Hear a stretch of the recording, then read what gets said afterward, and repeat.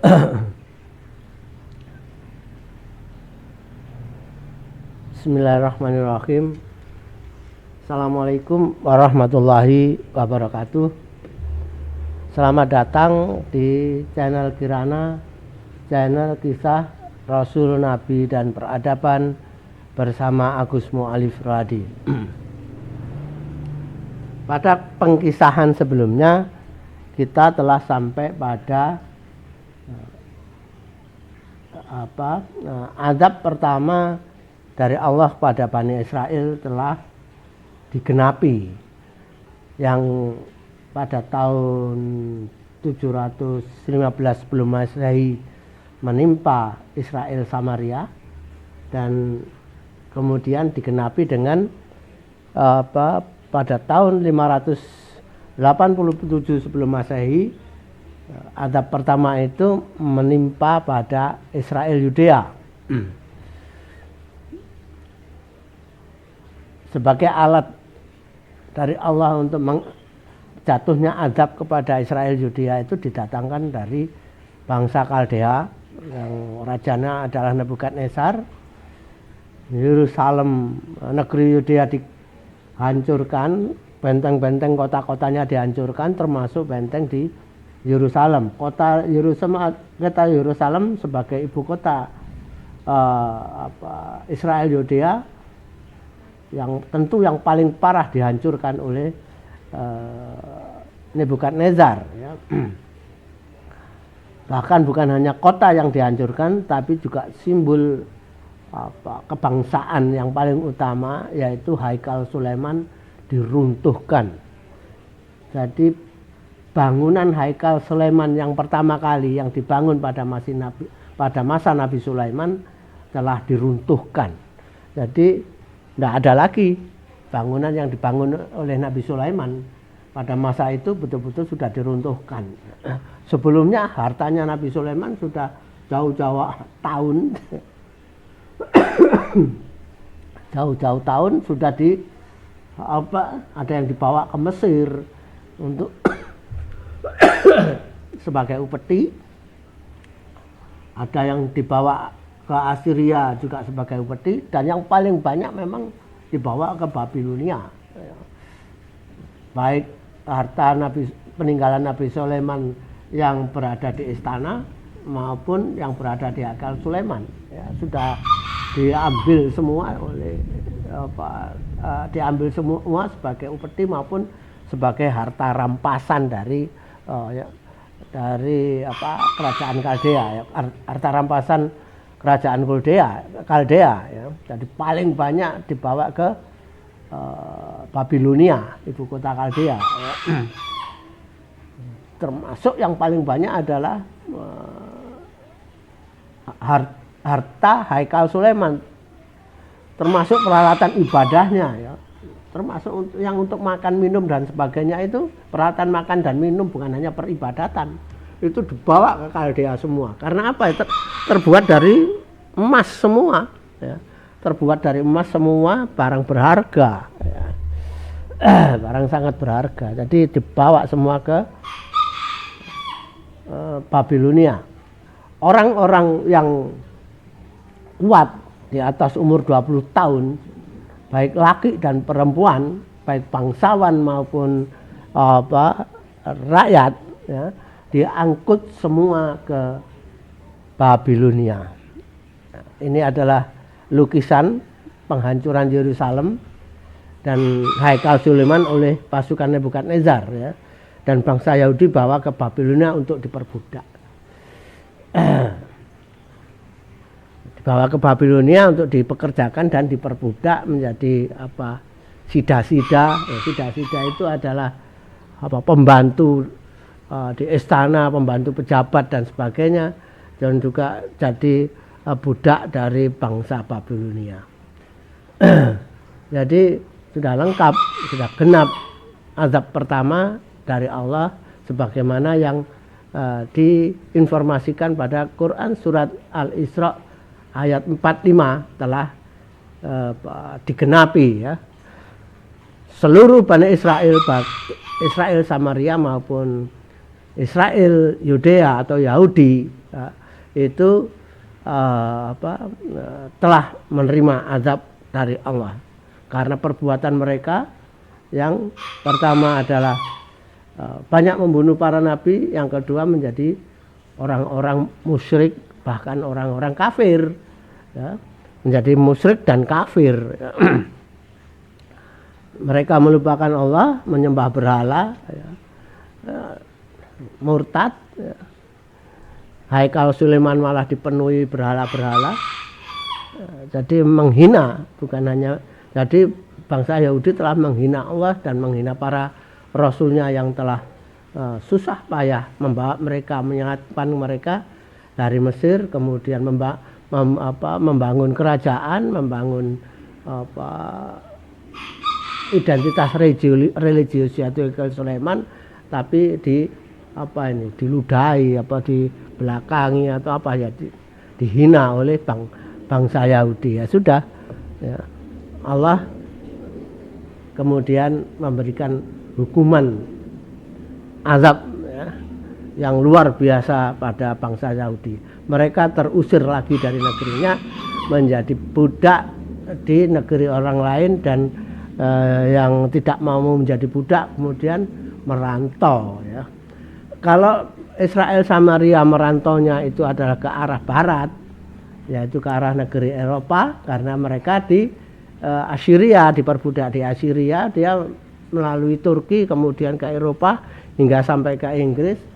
Tapi kalau Yudea ini dari Babilonia, ya, ke Asia Tengah, ya, terus sampai kalau sekarang kita kenal negara-negara seperti Kazakhstan, Uzbekistan, sampai Ceknya sana, terus sampai masuk ke Rusia. Itu adalah perantau Yahudi yang sampai ke sana. Ini cikal bakal, ya. Ini adalah cikal bakal dari mengapa muncul Israel diaspora, Yahudi diaspora di Asia Tengah sampai Rusia, dan di Turki sampai ke Inggris. Ini adalah cikal bakalnya, ya. Mereka menyebar di seluruh akhirnya menyebar di seluruh dunia. Yahudi karena dia tidak bisa, ketika Yahudi yang lari, yang tidak lari dari tidak tertangkap tapi lari dari negerinya, kaum Yahudi ini tidak bisa melewati Samaria karena daerah itu sudah diduduki oleh pasukan Kaldea, ya. Tidak bisa mengarah ke utara, tidak bisa. Jadi justru ke selatan, ya. Ke selatan itu mengarungi gurun Negev, terus ke Mesir. Jadi akhirnya mereka juga sebagai Yahudi diaspora di Afrika, ya. Di Afrika banyak sekali Yahudi di diaspora di Afrika sampai sekarang, ya. Sampai sekarang Yahudi diaspora itu menyebar di Afrika Utara sampai ke Maroko, ya, Aljazair, Maroko, banyak Yahudi diaspora di sana, termasuk ke negeri-negeri di Afrika lainnya, Uganda, macam-macam, ya. Afrika Selatan banyak sekali Yahudi diaspora di sana. Jadi ada perbedaan penyebaran diaspora. Kalau Israel Samaria sampai ke Eropa hingga Inggris, kalau Yahudi ini dari Babilonia sampai ke Asia Tengah, sampai ke Rusia dan Afrika. Seluruh Afrika itu Yahudi diaspora. Kalau di Amerika itu campuran, ya, karena Amerika bangsa campuran, ya. Jadi otomatis di Amerika itu ya ada Israel diaspora, ya ada Yahudi diaspora, bercampur di sana mereka. Itulah azab pertama yang menimpa Bani Israel dan cikal bakal dari Israel diaspora dan Yahudi diaspora.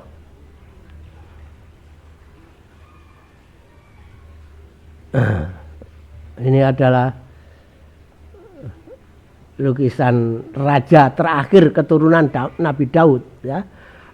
Lukisan raja terakhir keturunan Nabi Daud yang menjadi raja di Bani Israel. Setelah itu tidak ada keturunan Nabi Daud yang menjadi raja, ya. Tidak ada. Tapi menjadi nabi masih banyak. Keturunan keturunan Nabi Daud yang menjadi nabi, menjadi rasul masih akan bermunculan. Hanya saja yang menjadi raja sudah putus ketika Yerusalem dijatuhkan, ketika negeri Yudea dihancurkan, ya. Tidak muncul lagi kerajaan Yudea nantinya, ya. Tidak muncul lagi kerajaan Assyria maupun kerajaan Yudea. Kerajaan Yudea hanya jadi hanya jadi satrap, ya. Satrap itu wilayah setingkat, kalau zaman sekarang itu wilayah setingkat kabupaten, ya. Itu satrap.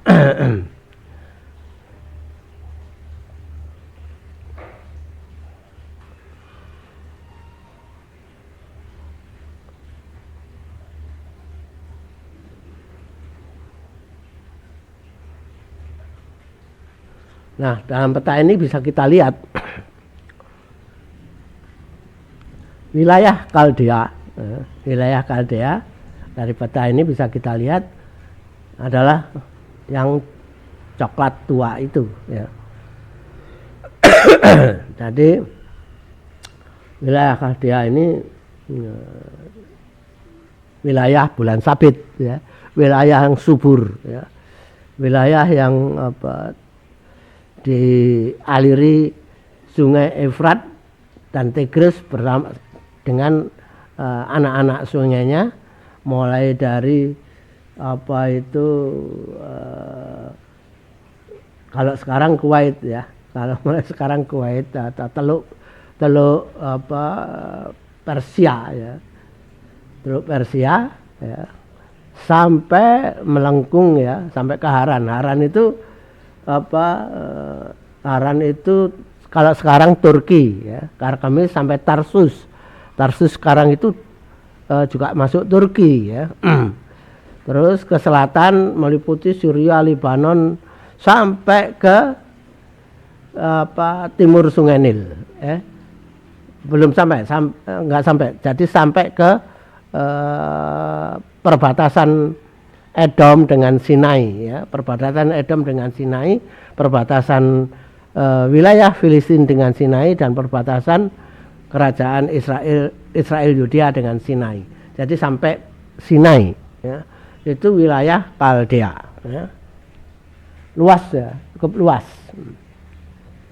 Kalau sekarang meliputi banyak negara ini, ya.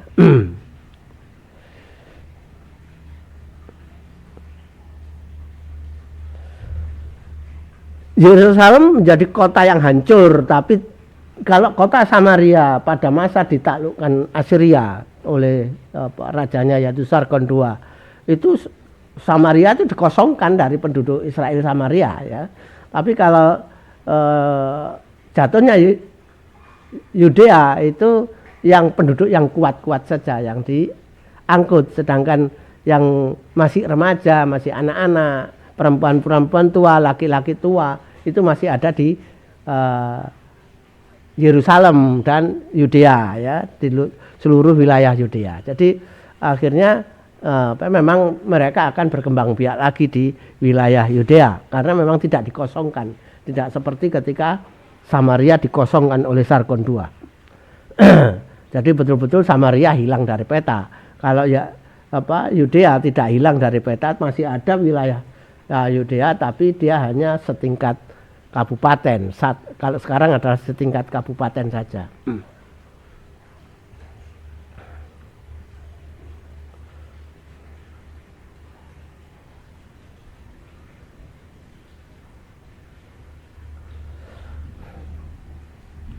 Nah, setelah penghancuran itu, Nabi Yeskiel tetap tinggal di Yerusalem, ya. Jadi Nabi Yeskiel ini tidak termasuk orang yang dibawa ke Babilonia, tapi Nabi Yehezkiel ini tetap tinggal di Yerusalem bersama penduduk yang remaja, ya, yang remaja menjelang dewasa dan penduduk-penduduk tua yang karena kehancuran itu kemudian menyadari kesalahannya. Ya. Mereka menjadi yang bangsa yang kembali menyadari kesalahannya. Ya.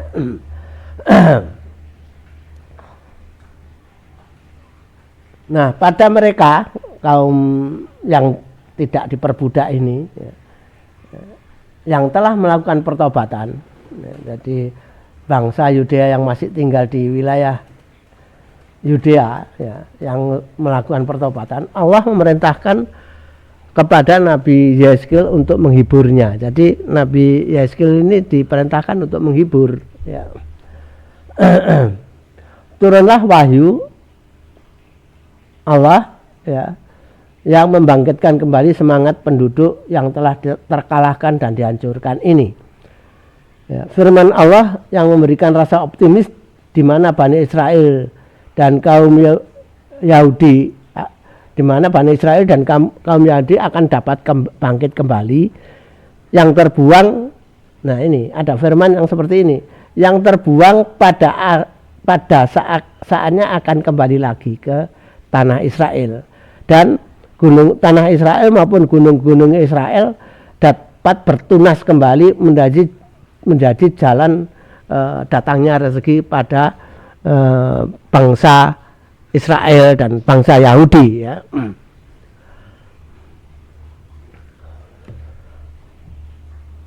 Penduduk Bani Israel akan mengkuduskan kembali nama Allah. Jadi ada firman Allah seperti itu. Penduduk Bani Israel akan mengkuduskan kembali nama Allah. Israel dan Yudea akan dipersatukan lagi. Kota-kota akan dihuni lagi. Jadi yang terpecah, bangsa yang terpecah ini akan dipersatukan lagi. Ya. Kapan itu nanti kita bisa telusuri. Kota-kota akan dihuni lagi dan reruntuhan akan dibangun lagi.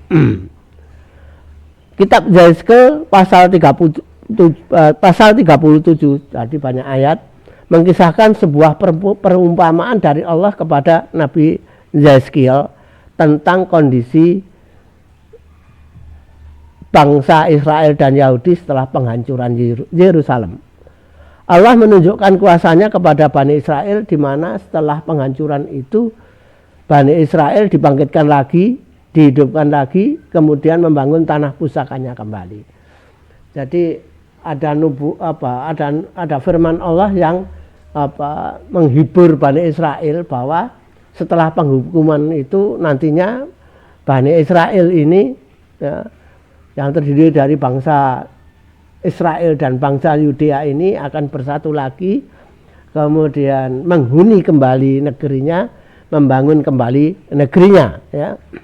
Nah, Allah memberikan perumpamaannya.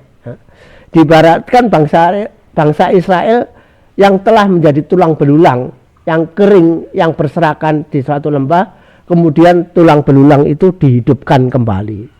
Jadi ada perumpamaan seperti itu, ya. Yang bangsa Israel yang telah menjadi tulang belulang yang kering, yang berserakan di suatu lembah, kemudian tulang belulang itu dihidupkan kembali. Nah, ini adalah lukisan. Ini adalah lukisan dari perumpamaan pada kitab Yehezkiel itu. Wahyu Allah pada kitab Yehezkiel itu, di mana tulang belulang di lembah, ya, di lembah-lembah negeri Israel dapat bangkit kembali, dapat hidup kembali. Ya. Kalau kita lihat lukisannya menjadi ya mengerikan, ya. Kalau ini divisualisasikan ya pasti sesuatu yang sesuatu yang ini ya, sesuatu yang bagaimana tulang belulang dalam lukisan. Jadi ini penggambaran dalam lukisan, ya. Bahwa tulang belulang yang berserakan itu kemudian bangkit lagi, hidup lagi. Coba dibayangkan, divisualisasikan dalam sebuah film, kira-kira bagaimana. Imajinasi manusia ini, ya. Imajinasi manusia. Tapi maksudnya bukan seperti ini. Ini hanya perumpamaan bahwa tulang belulang itu bangkit lagi. Ini hanya perumpamaan saja, tapi peristiwanya nanti akan bertahun-tahun, munculnya itu akan bertahun-tahun lagi, di mana Bani Israel akan muncul kembali, bangkit kembali, ya, hidup lagi, ya, setelah berapa tahun nanti, ya, setelah ya kira-kira 130 sampai 150 tahun lagi mereka akan muncul lagi, ya. Mereka akan muncul lagi, membangun kotanya lagi, membangun Haikal Sulaimannya lagi. Itu dari sisi sejarahnya akan muncul seperti itu. Nanti kita akan sampai ke situ bagaimana hal itu bisa muncul lagi, ya. Ini hanya perumpamaan saja.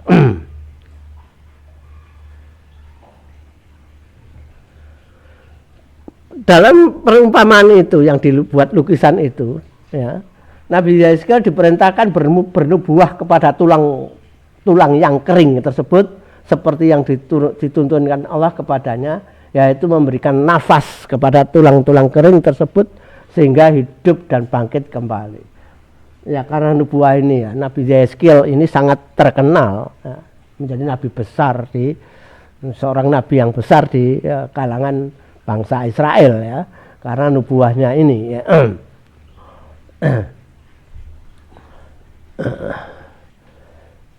Peristiwa tersebut menunjukkan bahwa tugas Nabi Yeskiel adalah menumbuhkan kembali harapan hidup kepada Bani Israel untuk melakukan pembaruan kembali di negerinya, kembali menyembah Allah dan membangun kembali negerinya. Nah, itu adalah tugasnya Nabi Yeskiel. Kitab Yeskiel pasal 40 sampai 48, jadi ini saya ringkas, ya. Saya ringkas, mengkisahkan tentang Nabi Yeskiel mendapatkan pandangan tentang Yerusalem baru. Jadi sampai demikian Allah itu memberikan wahyu kepada Nabi Yeskiel sampai pada memberikan penggambaran, ya, memberikan penggambaran tentang Yerusalem baru itu bagaimana, ya. Pada suatu hari pada tahun ke-25 setelah Yerusalem dihancurkan, Nabi Yeskiel merasakan ada sesuatu kekuatan yang membawanya pada suatu penglihatan. Jadi tahun ke-25, jadi 25 tahun setelah Yerusalem dihancurkan, Nabi Yeskiel ini seperti mendapatkan suatu kekuatan yang membawanya pada suatu penglihatan. Pada suatu penglihatan, ya. Dari sebuah gunung yang tinggi dilihatnya ada suatu bentuk kota. Ada suatu bentuk kota dan dilihatnya seseorang yang badannya seperti berkulit tembaga, membawa tali dan tongkat pengukur. Jadi melihat seseorang di sebuah gunung yang tinggi, Nabi Yeskiel ini melihat seseorang yang kulitnya itu seperti tembaga, ya, membawa tali dan tongkat pengukur. Orang itu menyapanya dan memintanya untuk memperhatikannya. Maksudnya untuk mencatat, ya. Karena apa? Ini tercatat di dalam kitab Yeskiel dalam bentuk ukuran-ukuran. Karena apa? Membawa tali dan tongkat pengukur. Sehingga tercatat dalam bentuk ukuran-ukuran yang itu tercantum dalam kitab Yeskiel. Orang itu mulai mengukur dari pintu gerbang, pelataran, tembok-tembok luar dan dalam, balai-balai, kamar-kamar, tangga-tangga, tempat penyembelihan korban, meja-meja, ruang besar, ruang dalam, gambar-gambar kerub dan pohon kurma di dinding, tiang-tiang besar, ruang besar dan ruang paling kudus. Artinya apa? Artinya orang ini memberikan penglihatan kepada Nabi Yeskiel tentang Haikal Sulaiman baru, ya, beserta seluruh kelengkapannya, beserta seluruh ruang-ruang peribadatannya, ya, beserta seluruh perlengkapan peribadatnya dengan ukuran-ukuran. Ada ukuran-ukuran, ya. Yang ukuran-ukuran itu akan tercatat di dalam kitab Yeskiel. Nah, ini adalah dibuat gambaran secara tersamar ya. Dibuat gambaran secara tersamar tentang bentuk haikal Sulaiman baru. Nabi Yeskiel mendapat, jadi lukisannya itu dibikin samar-samar ya. Lukisannya itu dibikin samar-samar. Nabi Yeskiel mendapat pandangan tentang haikal Sulaiman baru dan dirinya merasa diajak untuk mengukur besar bangunannya, ukuran keseluruhannya maupun tiap-tiap bagian dari bangunan, yang kemudian dituliskan dalam kitab Yeskiel ya.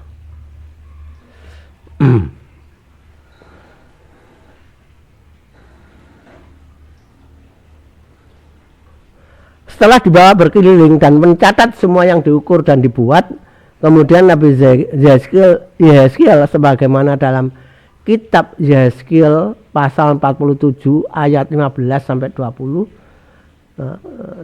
dalam ayat tersebut diperlihatkan batas-batas negeri Israel yang baru yang akan datang. Jadi satu negeri dan batas-batas negeri dan ukuran-ukuran bangunan haikal Sulaiman ya.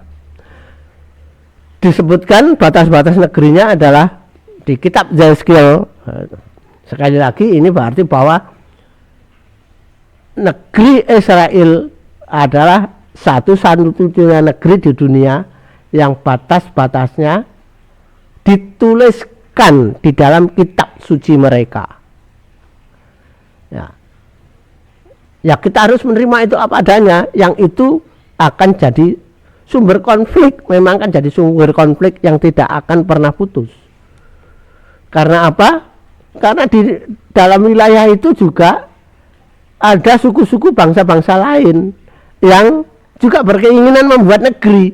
Jadi kalau kemudian ada konflik di wilayah itu, ya sesuatu yang wajar saja terjadi konflik, terjadi perebutan. Alamiah ya. Karena apa? Karena ini suatu batas yang suatu batas negeri yang tercantum dalam kitab suci.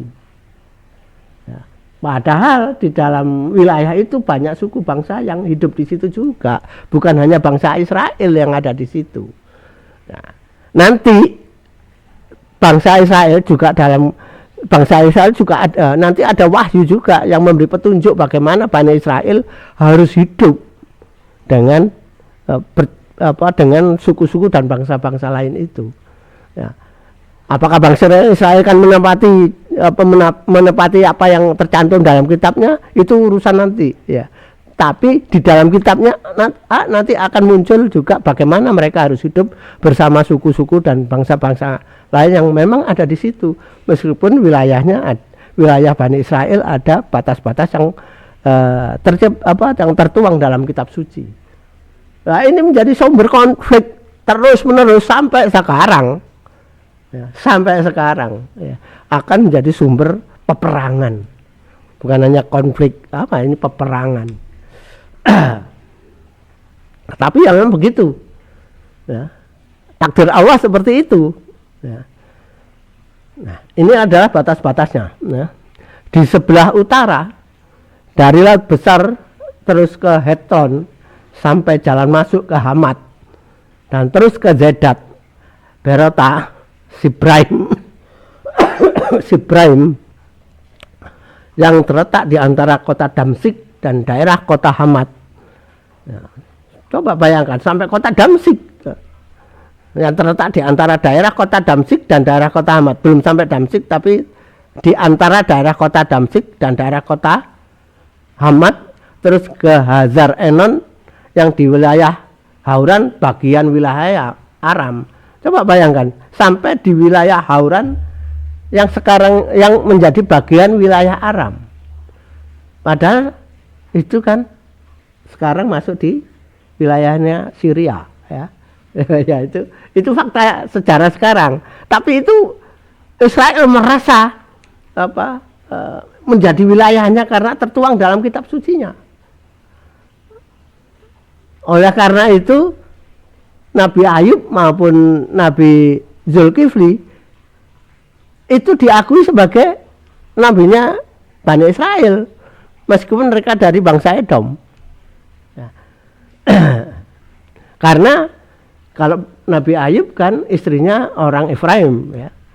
Kalau Nabi Zulkifli tidak diketahui istrinya itu berasal dari negeri mana ya. Tapi menjadi raja Hauran.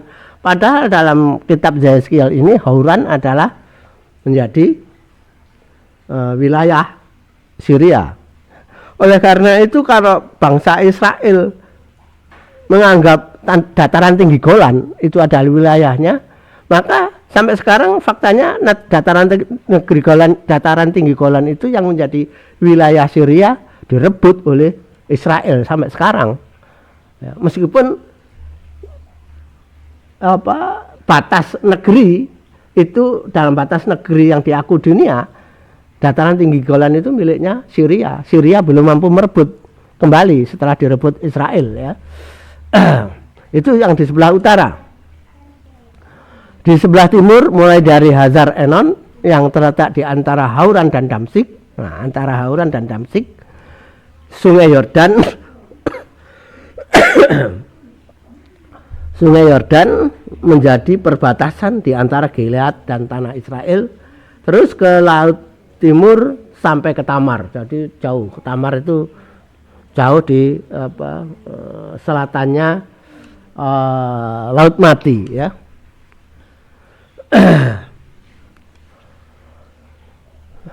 Jauh, sampai jauh. Dan faktanya sekarang negeri Israel itu bukan hanya sampai ke Tamar, sampai ke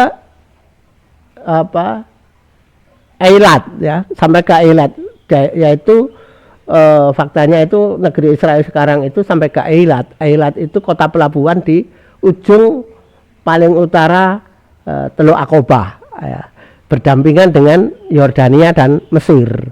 Berdampingan dengan Yordania dan Mesir pelabuhannya itu. Pelabuhan Eilat. Sampai sekarang ada pelabuhan Mesir, pelabuhannya Israel di kota Eilat itu.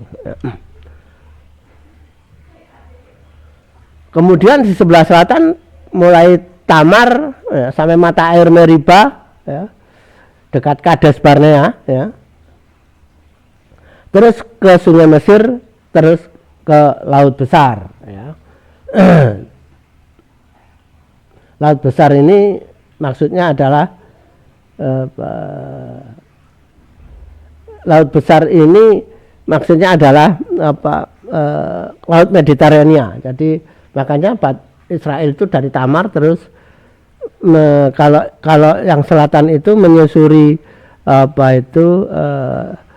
mata air Meriba, Kades, Barnea, terus ke Sungai Mesir, terus ke Laut Besar. Jadi menyusuri batas wilayah Gurun Negev, ya, terus ke Laut Besar, ke Gurun Negev, melalui wilayah Filistin, belok ke arah utara, terus kemudian baru ke Laut Besar, ke Mediterania. Nah, sedang di sebelah barat adalah Laut Mediterania, disebut Laut Besar sampai tempat jalan masuk ke Hamat. Jadi ketemu lagi yang di batas utara. Itu adalah wilayah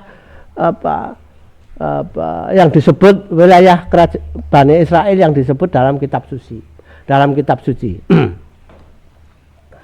Dengan kitab Yehezkiel ini ya, Bani Israel dengan demikian telah kembali menetapkan batas-batas wilayahnya yang pada masa Yusak bin Nun wilayahnya termasuk di timur Sungai Yordan ya. Sedang pada kitab Yehezkiel batas timur wilayahnya adalah Sungai Yordan ya. Kalau Yusak bin Nun, nah, kalau pada masa Yusak bin Nun, pada masa zaman Nabi Musa, pada zaman Yusak bin Nun wilayahnya Bani Israel itu termasuk wilayah di timur Sungai Yordan ya, yang mengambil wilayahnya Moab, Amon, Madian ya, Amori ya. Tapi kalau di kitab Yehezkiel ini hanya sampai pada batas Sungai Yordan. Jadi yang di timur Sungai Yordan sudah tidak menjadi wilayahnya Bani Israel ya.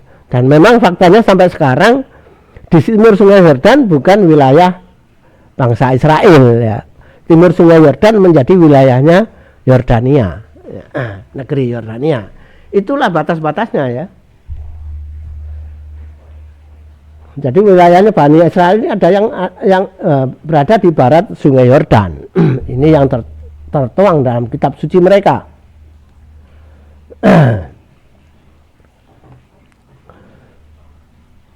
Ya otomatis karena ini tertuang dalam kitab suci, Bani Israel akan selalu berusaha memenuhi apa yang ada di kitab sucinya, padahal di situ ada bangsa-bangsa lain. Ya pasti tidak terhindarkan akan terjadi, selalu terjadi perang di situ.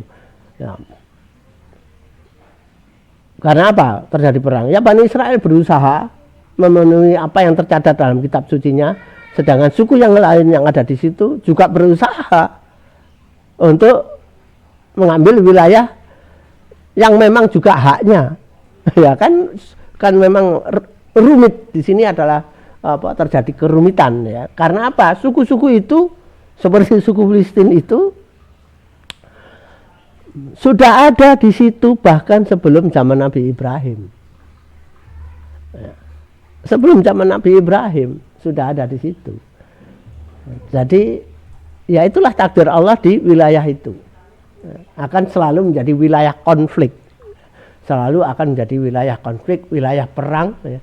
Bukan hanya wilayah konflik dan wilayah perang, tapi menjadi dari konflik dan perang itu, disitulah dari setiap konflik dan perang itu peradaban dunia akan berkembang kan. Jadi karena konflik dan perang itu peradaban dunia akan berkembang kan gitu. Nah, jadi selalu memperbarui alat perang itu kan mendorong munculnya peradaban, hukum-hukum dan lain-lain. Jadi itulah menjadi pusat dunia ya seperti itu ya. Kalau kita buat perbandingan sekarang misalnya perang ya, tentang perang Rusia lawan Ukraina tidak terlampau berpengaruh ya, dalam tidak terlampau berpengaruh pada negeri-negeri yang lain, bahkan tidak terlampau berpengaruh pada masyarakat dunia yang lain. Beda dengan perang Iran lawan Israel ya. Oh, ini seluruh negeri di dunia tumpah ruah perhatiannya ke situ. Bukan hanya negeri, masyarakat dunia juga pusat perhatiannya ke situ. Ya itulah ya takdir Allah itu membuat seperti itu ya.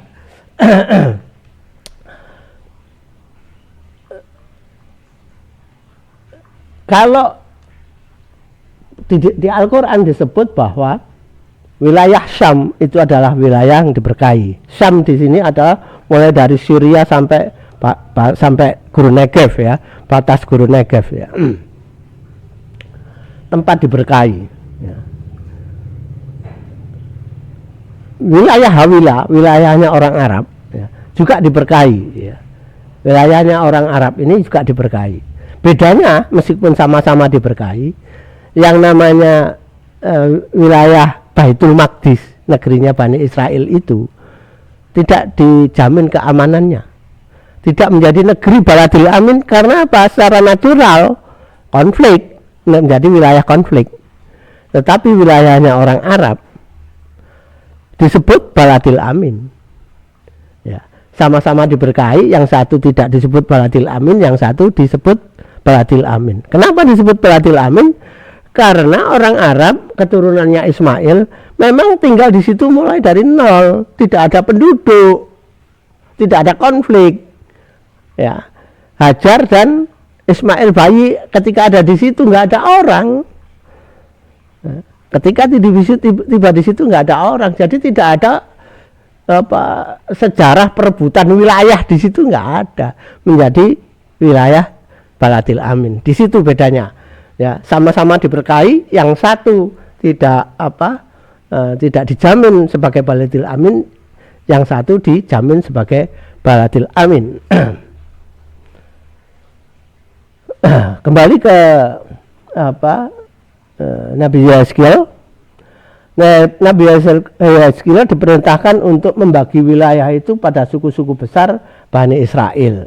Selain membagi wilayah untuk Bani Israel, pada kitab Yehezkiel pasal 47 ayat 22 sampai 23 mewajibkan pada Bani Israel untuk mengakui hak tanah. Nah ini pada kitab Yehezkiel pasal 47 ayat 22 sampai 23 mewajibkan pada Bani Israel untuk mengakui hak tanah bagi orang-orang asing atau non-Israel. Orang-orang asing atau non-Israel. Yang non-Israel ini adalah suku-suku bangsa-bangsa yang lain yang ada di situ. Yang tinggal di antara mereka dan orang-orang yang lahir dari orang asing yang tinggal di tempat mereka. Yang harus disamakan statusnya dengan orang-orang Israel untuk memperoleh bagian hak milik tanahnya. Ya, tertulis seperti itu. Kitab Yehezkiel mengakui hak atas tanah itu pada orang-orang asing maupun orang-orang yang berasal dari suku bangsa lain di situ. Bagaimana bentuk pengakuannya? Karena di ayat ini tidak disebut bagaimana bentuk pengakuannya, tapi diakui. Ya. Bentuk pengakuannya bagaimana? Apakah menjadi negeri sendiri atau bergabung menjadi satu negara, negaranya Israel? Itu suatu yang debatable juga kan. Meskipun ayatnya seperti itu, ya. Nah, ini artinya kembali kepada Bani Israel bagaimana menerjemahkan ayat ini. Apakah mereka ingin itu masuk dalam negerinya Israel sendiri, ataukah dia memberikan tanah hak orang suku yang lain untuk jadi negeri sendiri tersendiri? Itu diserahkan kepada Bani Israel. Karena apa? Ayatnya jelas, Bani Israel wajib mengakui hak atas tanah itu. Ya. Apakah menjadi suatu negeri sendiri atau bercampur? Nah, ini urusan manusia, ya, termasuk urusannya Bani Israel. Tapi harus diakui haknya. Tidak boleh dirampas. Itu tercantum dalam kitab Yehezkiel. Seperti yang saya katakan tadi, apakah Bani Israel akan mentaati kitabnya sendiri atau tidak? Ataukah dia akan menjadi bangsa yang dipermalukan di dunia? Karena apa? Al-Quran menyebut seperti itu juga. Al-Quran, apakah dia akan jadi bahan olok-olok bagi bangsa dunia lainnya? Nah, itu ya tergantung bangsa Israel sendiri bagaimana menerjemahkan ayat pada kitab sucinya, ya, pada kitab nabi yang termasuk nabi yang besar bagi Bani Israel, kitab Yehezkiel ini. Nah, setelah itu kepada Nabi Yehezkiel juga ditunjukkan kota Yerusalem baru dengan dengan ukuran luas kotanya. Wilayah bagian utara ukurannya 4.500 hasta, jadi tidak panjang, ya. Terdapat 3 pintu gerbang, yaitu pintu gerbang Ruben, Yehuda, dan Lewi. Di sebelah timur ukurannya 4.500 hasta.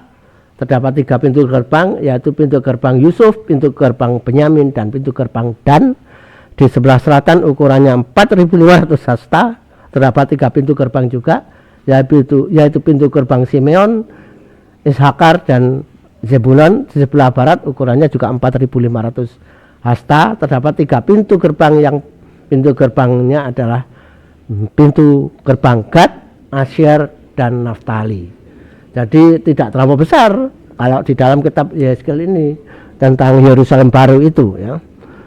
Semua dicatat dalam kitab Nabi Yehezkiel sehingga Bani Israel mempunyai wilayah negara, kota suci, dan Bait El yang letak dan ukurannya besarnya tercatat dalam kitab suci.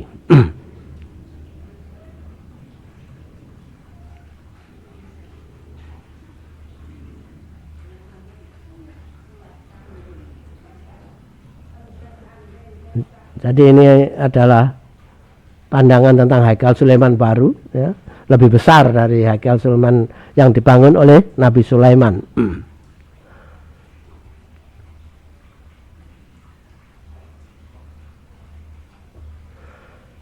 Sangat rinci, ya, tidak saya tuliskan di sini, sangat rinci tentang Haikal Sulaiman itu.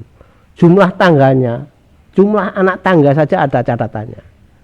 Harus berapa jumlahnya, menghadap kemana, luas halaman juga ada. Ya, tapi itu ada semua di dalam kitab Yehezkiel. Ya. Ruangannya bagaimana? Ruangan bahkan untuk ruangan yang di luar, ruangan yang untuk para imam juga ada ukurannya. Ya. Menempel pada dinding apa? Itu juga ada. Ya. Ada apa? Ada petunjuknya cara membuatnya. Sehingga apa? Haikal Sulaiman baru itu adalah Haikal Sulaiman yang nantinya akan dibangun mengacu kepada apa? Ayat-ayat kitab Yehezkiel. Ya. Nantinya ya. Nantinya pada saat zaman Nabi Yehezkiel, Haikal Sulaiman baru belum dibangun karena memang belum bangkit lagi yang namanya Bani Israel belum bangkit lagi ya, masih menjadi bangsa yang menderita ya.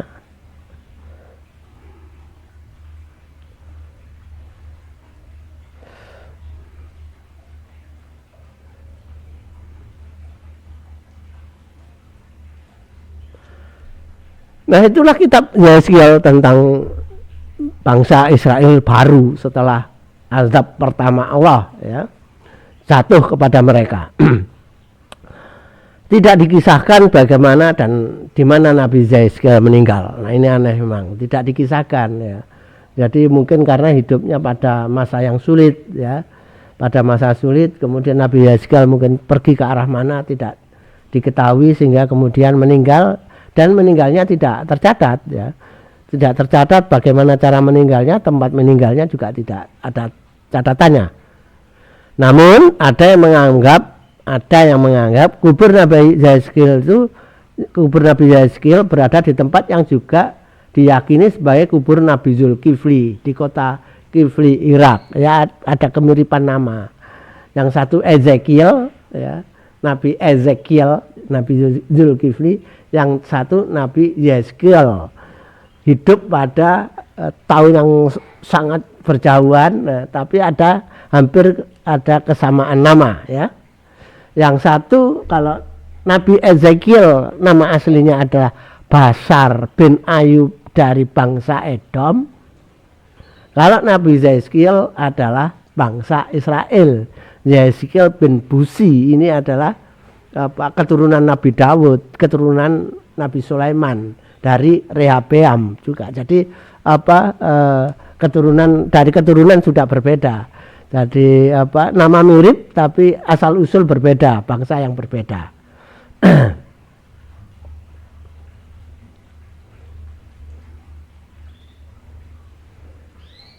Demikianlah ya, tentang Nabi Yehezkiel dan tugas-tugasnya setelah azab pertama jatuh pada bangsa Israel, khususnya jatuh pada bangsa Yudea, bangsa Yehuda yang juga sekarang lebih dikenal dengan bangsa Yahudi. Kita menyebutnya bangsa Yahudi karena Al-Quran menyebutnya Yahudi, dan sekarang seluruh dunia juga menyebutnya Yahudi, tidak lagi menyebut Yudea.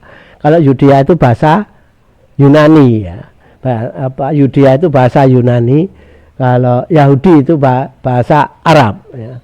Kalau bahasa Ibrani Yehuda, Yehuza ya. Kalau bahasa Arab Yahuda bisa Yahudi ya.